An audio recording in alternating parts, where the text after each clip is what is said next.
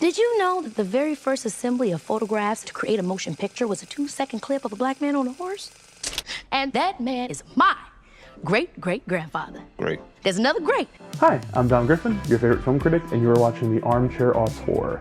This is an ongoing video series I do where I review new movies, take a look back at old films, talk about anything really pop culture related that's in the movie realm. So if you like movies, and you like movie-adjacent popular culture, and you like to see somebody pick those things apart, you're in the right place and you should consider subscribing. Today, I'm reviewing maybe the most important movie of the summer, Jordan Peele's third feature film, Nope. The other day, one of my favorite film critics, Richard Newby, had this series of tweets about some of the sentiment regarding Jordan Peele's new film, and the sense that people were practically itching for his next film to fail on some level. Now, some of this is due to brand dilution, and the fact that Jordan Peele has been putting his stamp of approval on a variety of works that he hasn't penned or lensed himself, making the average Joe think he's been cranking out more movies than he truly has. But I think sometimes people forget, the unique position Jordan Peele is in Hollywood right now. There's really only a few filmmakers in Hollywood who can get original films greenlit. You've got Martin Scorsese, who once every few years until he hangs it up will be able to get some tech giant to fund whatever he wants to do. There's Quentin Tarantino, who himself has said he's only making one more movie. And of course, Chris Nolan, the only modern surefire bet as a writer-director, well, before Tenet happened anyway. To be clear, Tenet is great. I don't understand why so many of you don't love it the way I do. Time's going to tell on that one. But suffice to say, that guy tricking Universal into spending $2 million on a biopic, that's extremely washed energy. This dude is about to get packed up. When Barbie comes out, I feel like Nolan is... That's our boy, but I think we're kind of near the end of the road there. The only other person in this arena was J.J. Abrams, but outside of his Amblin fanfic Super 8, he's pretty well entrenched into the world of corporate IP. Before those guys, the last person to really fill that spot in the industry was M. Night Shyamalan, a man who seemed absolutely indomitable as a brand until his third big feature about aliens started to show cracks in his armor. What's Jordan Peele's new movie about again? It's aliens. They're just waiting for the perfect time to shove metal probes up our asses. Look, I myself have been having this conversation about Jordan Peele at work recently because this summer at the theater that I run, we've been pretty busy for the first time in a while. Thanks to Top Gun Maverick, thank you TC, Jurassic World, Thor. Look, we've had a bunch of big movies for the first time back-to-back in a while. We've not had a release slate this stacked. Right now, Nope, which comes out Friday, is the last hope for the rest of the summer. I don't think Bullet Train's gonna make a lot of money. Right now, a lot of people are pretty bullish about the theater industry, but for the rest of the year, the calendar's looking really bleak. It's very hard to be optimistic about things. So it actually kind of feels like there's a lot riding on this movie, both for the film industry at large, for the future of it, and of filmmakers getting to make original movies, and for Jordan Peele himself, and whether or not he's gonna continue to be this powerful brand on screen. Well, I saw Nope a couple of hours ago, and I'm not entirely sure it's going to be the big hit that I want it to be. But I'm happy to report that I liked it. Quite a bit, actually. Like most people, I was super in the bag for Get Out, and think Peele's best original screenplay win was well-deserved. His follow-up, Us, didn't entirely work for me, but it's a movie I admire for its ambition and vision, even if I think Peele found the outer edge of his limits here, juggling so many incongruous themes. Going into Nope, I ignored most of the buzz and marketing because I knew it would be intentionally vague, and I've been entirely too disaffected with life to be a Reddit sleuth theorizing what the movie would ultimately be. But today, while still reeling from last night's latest episode of Better Call Saul, I happened to see a bit of an interview where Peele name-checked Spielberg, and talked about how he wrote Nope while thinking about the future of the film industry. And I realized maybe Nope wouldn't be his Signs. What if it's his Close Encounters? It's not really that either. That would be a little bit too easy. It's about aliens. Aliens are definitely in the movie, but Close Encounters isn't quite right. People are going to name-check Jaws a lot too, but this really feels like a summer blockbuster directed by someone whose favorite Spielberg movie is Poltergeist. Sorry, Toby Hooper. Now, I won't get into the weeds with the Spielberg connection, even if there is a shot in Nope that heavily reminds me of this one from Always. I also won't get into it crazy with plot details or story specifics, since this has been aggressively marketed with the mystery box approach. It's also a little bit too early to dig into the themes at play, or what specifically Jordan Peele seems to be trying to say with his latest social thriller. It's still kind of just too fresh for me to get into all that stuff. But also, I don't think that that's the best stuff about this movie. I think that the best thing about Nope is watching Jordan Peele evolve as a director. This is a big, loud, sweeping movie that begs to be seen on an actual IMAX screen. I watched it on a Regal IMAX. It's pretty big.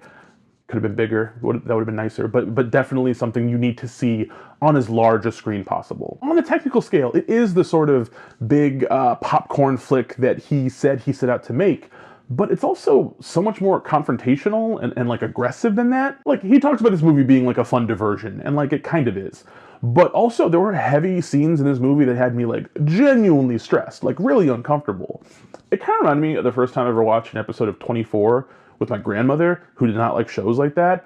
And she just couldn't fathom like the show was this tense for no reason. She was like, people elect to do this. People choose to feel this way every week. From a screenwriting perspective, I have gripes about the movie's pacing and feel like it's a tad too long, but watching Peele work as a director, I think the movie kind of earns its extra runtime and tightly controlled pace.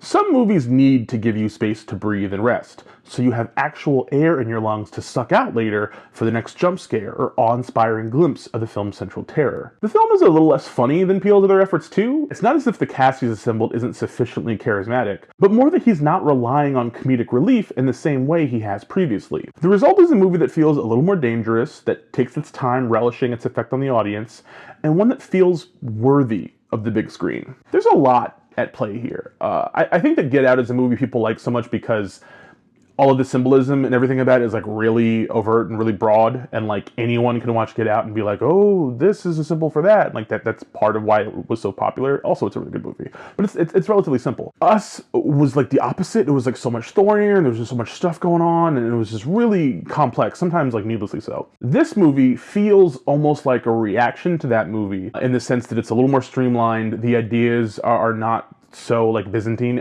and there's still a lot happening. There's still a lot thematically at play, but I feel like it takes more of a backseat to like the actual spectacle and the actual like sheer horror of some of the stuff that we see. The movie does principally seem to be concerned with the idea of spectacle and of exploitation and of creative ownership and the things that we as a species, as a people, I guess, do to ourselves, to our own detriment, in the pursuit of creating something bigger than ourselves. Just the way that like imagery and like mythology can change the way perception. There's a lot of stuff happening. Some of the observations are like really on the nose, like laughably so. There's definitely one bit in the third act where I was like, I kind of groaned a little bit because I was like, this is just so fucking obvious.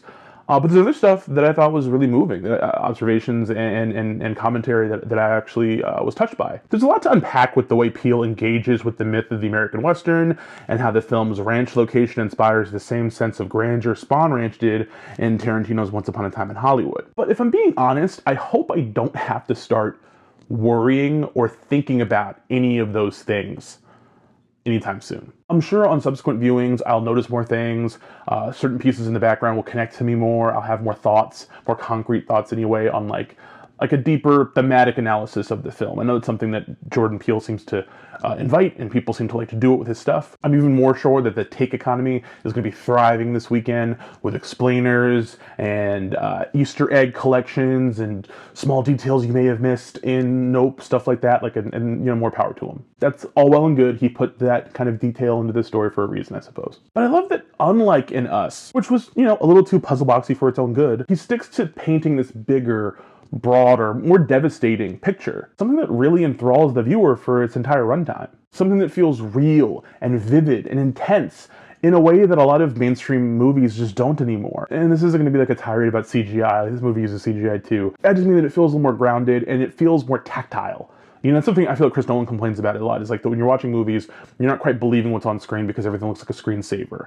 And Nope doesn't feel like that. The cinematography in the film really leverages the actual like vistas and the sights and stuff, and looking up at the sky. It really weaponizes this really strong and loud imagery. But the same way I watched a bunch of videos about the latest episode of Better Call Saul and watched people piecing together details from the episode and callbacks to Breaking Bad and stuff, like I liked picking that apart because it's a giant tapestry of a TV show, and I'm just dying for the next episode. So like I did that, right? I have very little interest in actually unpacking more things about Nope from that level, because what makes it work to me is the watching of a big loud movie that grabs you and grips you and like takes you on a ride. Like that doesn't happen a lot anymore. If you've been watching my videos lately, you know that I talked a lot about stagnation and burnout and like creative burnout and stuff. And I do want to say that everyone in the last video's comment section was being extremely supportive and so friendly and great, and offering ideas about how to, get out of this rut and stuff. And I really appreciate that people even care to have done that. That was really nice.